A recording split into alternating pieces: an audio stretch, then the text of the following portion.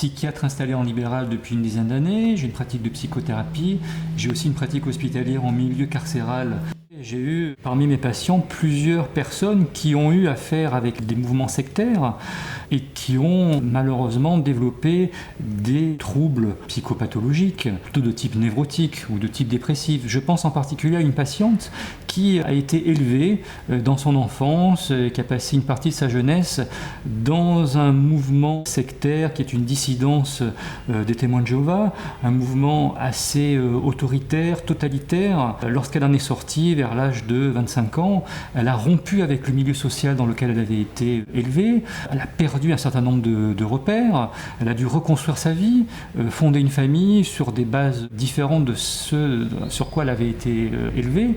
Ça n'a pas été sans mal pour elle. D'ailleurs, alors qu'elle a aujourd'hui plus d'une soixantaine d'années, elle décrit encore des troubles et une souffrance existentielle de fait de cette éducation dans ce milieu sectaire. Alors, en effet, dans ce type de mouvement sectaire qui émane de groupes dits apocalyptiques, le mode de vie des adeptes est fondé sur l'attente de l'apocalypse, d'Armageddon, de l'arrivée sur Terre du paradis, et tout le reste de la vie sociale n'a plus aucun intérêt pour eux.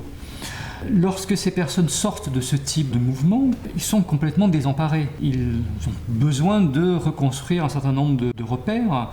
Et il n'est pas inhabituel, en tous les cas dans les cas que j'ai rencontrés, de voir des personnes qui souffrent toujours d'une certaine culpabilité qui leur avait été imposée dans leur enfance, dans leur éducation, culpabilité par rapport à ce qu'ils appellent les plaisirs de ce monde, tout un système de pensée qui peut donner dans certains cas le lit à des états dépressifs liés à une culpabilisation, voire à une diabolisation des aspects sociaux de la vie en dehors du mouvement sectaire.